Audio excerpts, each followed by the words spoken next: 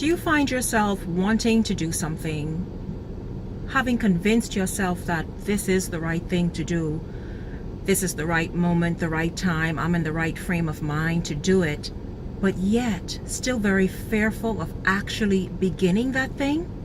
Or perhaps you have started, but then you find yourself going back into old habits and old ways of thinking, and telling yourself, convincing yourself that, perhaps I can't do it after all. I want to talk to you today on this topic. Practice doesn't make perfect. Practice makes permanent. And that stood out to me when I saw that statement.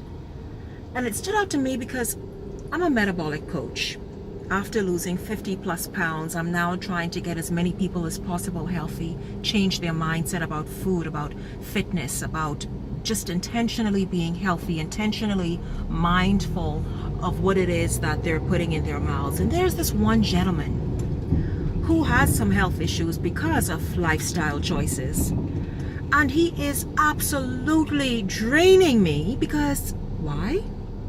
The practice that he's put into place for years, he's afraid to move away from. And so he finds every excuse to tell me why he can't do this, why it's so hard, why it's perhaps not in his best interest. Oh, Shanique, because, the doctor has me on medication, I don't think I should do this. I think this is a little extreme for me. And I'm like, listen, sir, wait a minute.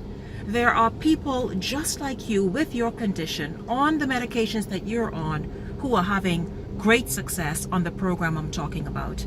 Yet he's afraid.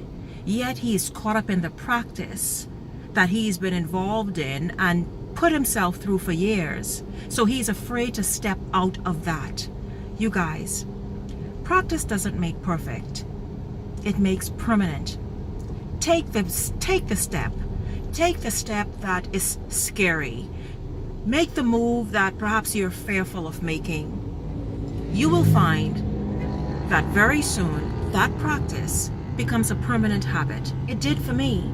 I was someone who relished in crackers and junk food and sodas and candy bars and cookies.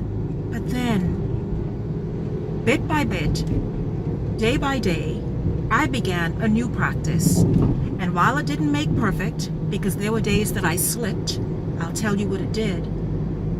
On this date in December, in 2017, on the eve of a new year, a new exciting, wonderful, healthy year, my practice has made permanent. And so whether it's weight loss, whether it's a new career, whether it's a new interest, whether it's just determining that you're going to read 12 books in 2018, put it into practice.